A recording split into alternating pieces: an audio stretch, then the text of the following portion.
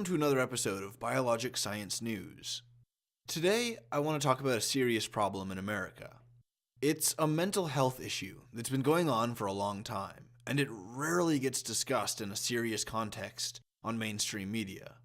I'm talking about suicide. Specifically, about a recent report issued by the US CDC, the Center for Disease Control.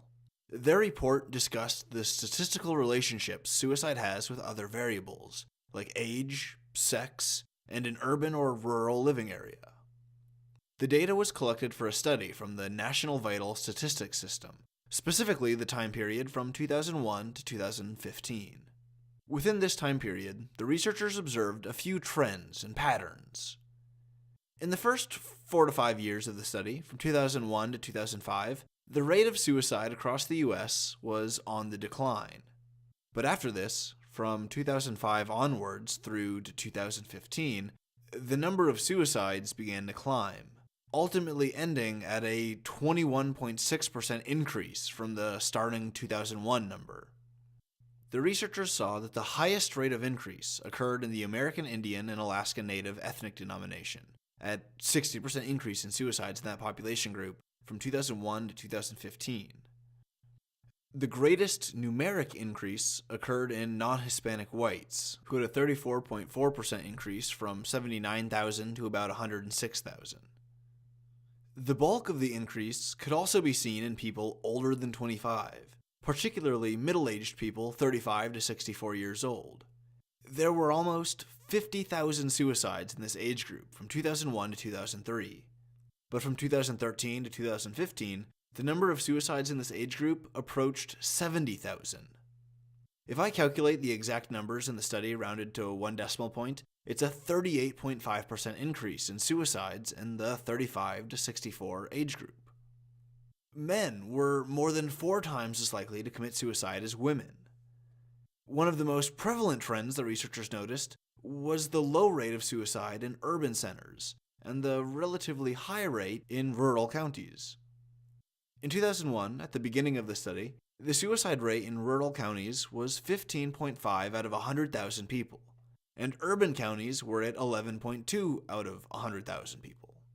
By 2015, the rates had risen across the board, even in the intermediate, small metropolitan areas. Large metropolitan urban areas saw a 1.6 increase to 12.7 out of 100,000 people. Small metropolitan areas increased 3.4 to 16.8 people per 100,000. The highest rise was seen in rural counties, with a rise of 4.2 to bring the rate up to 19.7 people per 100,000. So why are these specific patterns emerging? Why are these specific groups committing suicide at such higher rates than other groups, other variables? What's causing this? The researchers asked themselves the same questions, and they concluded that the most likely possibilities were a general downturn in the socioeconomic conditions of the average working person since 2005.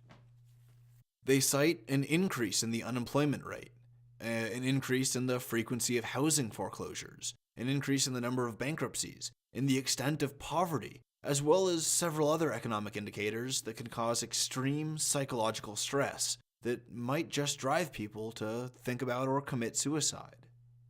They explained that these negative economic indicators are more prevalent in rural communities than they are in urban areas, and that the natural cycle of business growth seems to depress rural areas more so than it does urban areas.